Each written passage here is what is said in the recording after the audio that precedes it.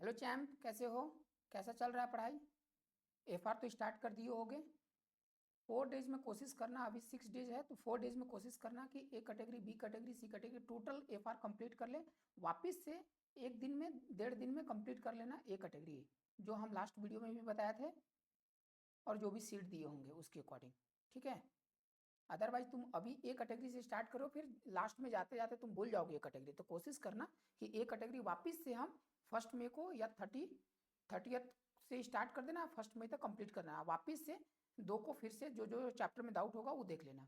आज हम एएफएम को एग्जाम टिप्स एंड 1.5 डेज में कैसे स्ट्रेटजी होना चाहिए, कितना यूटिलाइज करना चाहिए, यदि सिलेबस कंप्लीट है तो ठीक है, नहीं भी है 10% 15% कम भी है तो चलेगा। ठीक है, उसके बारे में डिटेल हम करते हैं। पेपर किस तरह का पैटर्न आएगा उसके बारे में भी बात करते हैं। ठीक है, पहला हम लोग देखते हैं कि पेपर प्रेडिक्शन। मेरा ओपिनियन है, ठीक है, आईसीआई का नहीं है, मेरा ओपिनियन है कि इस बार का जो पेपर आएगा, क्योंकि नवंबर में ऑलरेडी 24 में हार्ड पेपर आया हुआ है, या एवरेज, बहुत सारे स्टूडेंट को हार्ड लगा होगा, बहुत सारे स्टूडेंट को एवं पेपर लगा है। ठीक है, पर मई में कैसा आएगा? मेरे अकॉर्डिंग तो ईजी आएगा, या पेपर एकदम एवरेज रहेगा, ज़्यादा नहीं है। अप्रॉक्स 70% जो क्वेश्चन रहेगा कॉपी पेस्ट रहेगा आईसीआई का मैथ से। हाँ, उसमें नाम चेंज होगा, कुछ एडजस्टमेंट, एक आध पॉइंट डाल दिया, अदरवाइज 70% कॉपी पेस्ट ही रहेगा, बुक का ही क्वेश्चन रहेगा।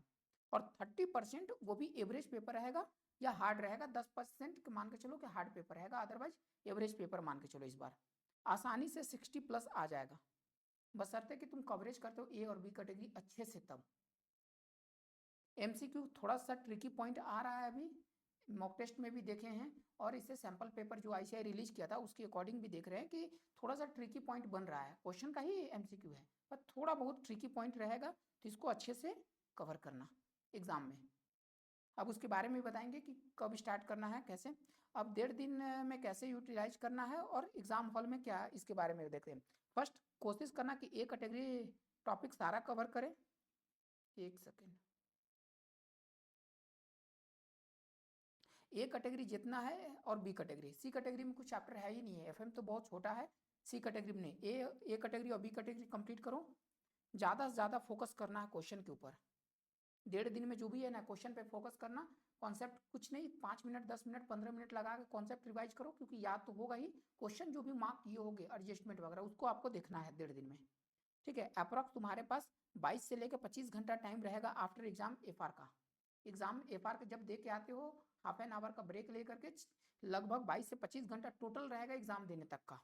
कैसे यूटिलाइज करना? 22 को तुम्हारे पास, सॉरी, तो 2 मई को तुम्हारे पास रफली 5 से 6 घंटा रहेगा। 7 घंटा जो रात में पढ़ते हैं, 6-7 घंटा इफेक्टिवली निकालना। 5 घंटा से तो कम मत निकालना, अदरवाइज अगले दिन तुम्हारा बहुत दिक्कत हो जाएगा। ठीक है, प्लस 3 तारीख को तुम्हारे पास 15 घंटा निकालना, 14 से 15 घंटा, और 4 तारीख को 4 से 5 घंटा में फोकस करना है तुमको। 4 से 5 चैप्टर जो हम थ्योरी के दिए हुए हैं, ठीक है, ये चैप्टर जो थ्योरी के दिए हैं, प्लीज इसको आप इग्नोर नहीं करना। 4 चैप्टर भी कर लोगे तो चल जाएगा। और जो चैप्टर का, प्रैक्टिकल चैप्टर का जो थ्योरी है उसको स्किप कर दो, कोई ज़रूरत नहीं है। जैसे म्यूचुअल फंड में भी कुछ थ्योरी है, एडवांस कैपिटल बजटिंग में है, सिक्योरिटी वैल्यूएशन में भी है, पोर्टफोलियो में भी है, डेरिवेटिव में है, तो इसको थ्योरी स्किप करो। जो पर्टिकुलर थ्योरी चैप्टर है उसी को फोकस करना है। 80-90% भी सिलेबस हुआ है कंप्लीट, तो कोई बात नहीं, ओके है, कोई इशू नहीं है। ए कैटेगरी और बी कैटेगरी कर लो, साथ में 4 चैप्टर थ्योरी का कर लो। 4 चैप्टर में तुम्हारा फिनेंशियल पॉलिसी हो जाएगा, रिस्क मैनेजमेंट, सिक्योरिटाइजेशन, स्टार्टअप। ठीक है। और स्टार्टिंग में एएफएम में क्या होगा ना, पेपर थोड़ा सा भी लेंदी आएगा, तो स्टार्टिंग से ही तुमको स्पीड मेंटेन करके ही चलना है। स्पीड मेंटेन नहीं करोगे तो पेपर छूट जाएगा। ठीक है, 1 मिनट का आप चाहो तो स्किप करके देख सकते हो। मेंटरशिप स्टूडेंट के लिए बात करें, सितंबर में जिनका अटेम्प्ट है। ठीक है, जो सब सितंबर में जिनका अटेम्प्ट देना चाह रहे हैं, या फिर मई में फर्स्ट ग्रुप देंगे या सेकेंड ग्रुप देंगे, अनदर ग्रुप सितंबर में जाएंगे, तो आप ये देख सकते हो 1 मिनट का टाइम लगा करके। हाँ, जिनको भी ज्वाइन करना होगा आप चाहो तो ज्वाइन कर सकते हो। मेंटरशिप बहुत सारे बेनिफिट इसका है। 300+ स्टूडेंट को मेंटर अभी तक कर चुके हैं लास्ट 2 अटेम्प्ट में। 1-to-1 मेंटरशिप होता है एवरीडे, कस्टमाइज रूटीन मिलेगा आपको, डेली प्लानर रहेगा, मोटिवेशन आपको डेली बेसिस पे मिलेगा। इस बार जूम लाइब्रेरी भी हम रेगुलर बेसिस पे कर देंगे। ठीक है, डेली रिपोर्टिंग एंड फॉलोअप होता है, प्रिपरेशन टिप्स, और कॉल आपको कहीं इंडिया में नहीं मिलेगा, कॉल फैसिलिटी। ठीक है, कभी भी स्टूडेंट को दिक्कत होता है कि ये बात करना, टिल एग्ज़ाम तक आपको सपोर्ट मिलेगा।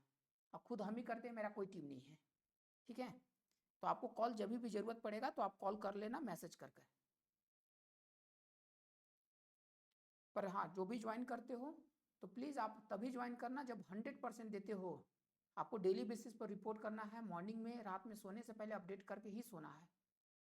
और ये नहीं होता एक सप्ताह में कोई ग्रुप में ऐड कर दे, मेरा कोई ग्रुप में ऐड नहीं करेंगे। हाँ, डाउट ग्रुप एक दे देंगे, एक ऐप दे देंगे, ऐप में स्टूडेंट पढ़ते रहते हैं, प्लस मेरा 1-to-1 फॉलोअप होता है हर एक स्टूडेंट से टिल एग्जाम तक डेली बेस, क्योंकि हम लिमिटेड स्टूडेंट को ही रखते हैं। कोई भी डाउट रहेगा रिगार्डिंग आपको स्टडी कैसे करना है, रिवीजन क्या करना है, मेंटरशिप प्लान कुछ भी, तो आप मेरे को व्हाट्सअप कर देना, ठीक है। 8539972730 ये मेरा नंबर है, पर्सनल नंबर है, ठीक है। नोट्स और कोई भी गाइडेंस के स्ट्रेटजी के रिगार्डिंग आपको टेलीग्राम मेरा ज्वाइन कर लेना, जिसमें 2000 प्लस स्टूडेंट हैं। एक सेकेंड, ये चैनल है, ठीक है।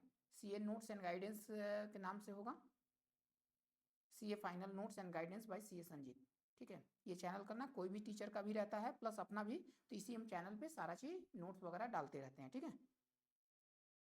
आप इसको ज्वाइन करना और वीडियो को रेगुलर बेसिस पे आएगा, आप प्लीज़ चैनल को सब्सक्राइब करना, इसी में रेगुलर अपडेट आते रहेगा, ठीक है। पर हाँ, डेफिनेटली आप मेंटरशिप ज्वाइन करते हो तो बहुत बेनिफिट होगा इसका। आप किसी भी पुराने स्टूडेंट से मेरा पूछ लेना, या कोई भी डाउट रहेगा तो मेरे से डायरेक्टली कॉल पे करना है तो आप मेरे को, ये वो मेरा नंबर है व्हाट्सअप या कॉल नंबर पे, आप इस पर बात कर सकते हो, ठीक है। पर हाँ, डेफिनेटली बहुत पढ़ाई इंप्रूवमेंट होगा डेली बेसिस पे, ठीक है। अब आ जाते हैं कि एग्ज़ाम, आफ्टर एग्जाम देने के बाद तुम्हारा एफआर एग्जाम दे दिया तो सेकंड में को क्या करना चाहिए। 6 से 7 घंटा तुम्हारे पास रहेगा, हम एज्यूम कर ले रहे हैं कि उसमें से छोटा चैप्टर भी उठा लो, एक बड़ा चैप्टर उठा लो। म्यूचुअल फंड को कंप्लीट करने का कोशिश करो कि म्यूचुअल फंड कर ले कंप्लीट, जिसमें से 1.5 घंटा लगेगा तुम्हारा। Mutual merger and acquisition mutual fund से स्टार्ट कर लोगे, क्योंकि आसानी से चैप्टर में पहला बैठते हो तो तुमको रिदम आने में टाइम लगता है, तो कोशिश करो कि म्यूचुअल फंड से। फिर मर्जर इक्वेशन कर लो, 2.5 घंटा लगेगा इसमें। एडवांस कैपिटल बजटिंग कर लो, 2 घंटा लगेगा। और एक चैप्टर थ्योरी कर लो, 30 मिनट लगेगा। चाहो तो यहाँ पे 2 थ्योरी भी कर सकते हो, चाहो तो नहीं भी थ्योरी कर सकते हो, डिपेंड करता है। यदि तुमको लगता है कि जल्दी सोना है तो 3 चैप्टर कर लो, नहीं हो रहा है मॉर्निंग में एकदम उठते हो 4 बजे भोर में सुबह में, तो 2 चैप्टर भी कम से कम हो जाना चाहिए। तो हम एज्यूम कर ले रहे हैं कि 6 से 7 घंटा तुम पढ़ोगे, रफली 30% तुम्हारा यहाँ कंप्लीट होगा।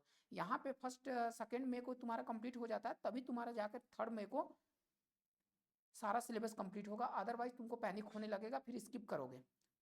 थर्ड में को तुम सिक्योरिटी वैल्यूएशन से स्टार्ट कर लो, पोर्टफोलियो, बिजनेस वैल्यूएशन, ये तीनों चैप्टर को कर लो। रफली 5 और 6 7 घंटा रफली लगेगा इसमें टाइम। 6 से 7 घंटा में ये कंप्लीट कर लो। उसके बाद लाइट टॉपिक रख लो, 2 थ्योरी चैप्टर कर लो, रिस्क मैनेजमेंट और स्टार्टअप। थ्योरी साथ साथ होते जाएगा, 1 घंटा में ये कंप्लीट हो जाएगा।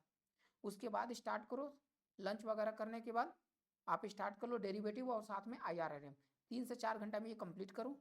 कुछ चैप्टर छूट रहा है, कुछ पॉइंट छूट रहा है, चैप्टर तो नहीं, कुछ टॉपिक छूटेगा भी तो कोई दिक्कत नहीं, खाली देख कर है, समझना नहीं है, डिटेल में आपको मत जाना, पेज पलटो, अदरवाइज तुम्हारा लास्ट में, स्टार्टिंग में ही टाइम लगाते हो, लास्ट में फिर तुम्हारा चैप्टर छूट जाएगा। इसी दिन कंप्लीट कर लेना है, 3 मई को ही कंप्लीट करना है। उसके बाद फॉरेक्स स्टार्ट करो। फॉरेक्स में कौन सेलेक्टेड जो किए हो, क्वेश्चन मार्क किए हो, या बेसिक्स भी कर लोगे तो चल जाएगा। MCQ में ताकि आएगा तो दिक्कत ना हो। बहुत सारे स्टूडेंट का इसमें दिक्कत होता है, बहुत सारे स्टूडेंट छोड़ करके जाएंगे, तो कोशिश करना कि सेलेक्ट जो किए हो पहले से उसको क्वेश्चन को कर लेना, प्लस साथ में कुछ जो बेसिक कॉन्सेप्ट है उसको कवर कर लेना। 2.5 घंटे से ज़्यादा मत देना, और IFM साथ में कर लेना 1 घंटा, रफली 3 से 3.5 घंटा में कंप्लीट हो जाएगा, ठीक है। साथ में 2 चैप्टर थ्योरी का है, सिक्योरिटाइजेशन और सिक्योरिटी एनालिसिस। चाहो तो ये पहले नहीं किए हो एग्जाम से पहले कभी भी तो स्किप कर सकते हो इस टॉपिक को, सिक्योरिटी एनालिसिस को, ठीक है, आप स्किप कर सकते हो। रफली टोटल 70% यहाँ कवरेज हो गया, रफली 15 घंटा तुम जाओगे। ये तुम्हारा पूरा सिलेबस हो गया AFM का। अब क्या करना है कि 4 मई को कोई पेंडिंग टॉपिक है या कोई डाउट चैप्टर है कि वापस से एक बार रिकॉल करना है, तो फटाफट तुम देख सकते हो, कोई एडजस्टमेंट पेंडिंग है चाहे जो भी है, तो आप इसको देख सकते हो, पेंडिंग टॉपिक देख लो, कोई डाउट चैप्टर उसको देख लो। थ्योरी को चारों चैप्टर का रिकॉल करना है, यहाँ से लगभग 16 से लेकर के 20 नंबर का चांस है कि आएगा यहाँ पे क्वेश्चन, तो 3 से 4 क्वेश्चन थ्योरी आएगा, तो इसको नहीं कर सकते हो। ये कवर करोगे तभी एग्जामिशन के लिए सोचना। और आरटीपी एमटीपी करंट ईयर का देखना है तुमको, करंट जो मार्क पॉइंट है, सारा नहीं, जो मार्क पॉइंट करके रखे होगे, क्योंकि रिपीट क्वेश्चन था। आरटीपी में कुछ नया क्वेश्चन है, एमटीपी में 1-2 क्वेश्चन नया है, तो जो मार्क किए हो उसी को दिखना है। अब 3 घंटा को कैसे यूटिलाइज करना है एग्जाम सेंटर में, ये सबसे मोस्ट इंपॉर्टेंट है एएफएम के लिए। देखो 15 मिनट का, सबसे पहले 15 मिनट तुम्हारा कैसे यूटिलाइज करना है। क्वेश्चन नंबर 1 को आप स्किप करो, अभी उसको पढ़ना नहीं है। क्वेश्चन नंबर 2 से लेकर क्वेश्चन नंबर 6 तक सेलेक्ट कर लो कि कौन सा क्वेश्चन स्किप करना है, ठीक है, फर्स्ट में। उसके बाद उसमें से 2 से 3 क्वेश्चन तुम सेलेक्ट करो कि जो ईजी है, जो भी ईजी है उसमें सेलेक्ट करो कि जिसको तुम मार्क कर लो 1 2 3 नंबरिंग वाइज, कि कौन सा पहले क्वेश्चन स्टार्ट करना है, सेकंड में कौन करेंगे, थर्ड में कौन करेंगे। और उसके बाद तुम्हारे पास टाइम नहीं बचेगा, 5 मिनट टाइम बचेगा, तो एग्जाम ये कॉपी फिल करना होगा, रोल नंबर अच्छे से चेक कर लेना, ठीक है। और टाइम मिल जाता है 2-3 मिनट, तो कोशिश करना कि म्यूचुअल फंड हो गया, वर्किंग नोट कुछ करने लायक होगा तो क्वेश्चन में भी कर सकते हो, कोई इशू नहीं है, ठीक है। पेंसिल से क्वेश्चन में कर सकते हो, पर कर लेगा तो ज़्यादा बेटर है, क्योंकि हम किए हुए थे।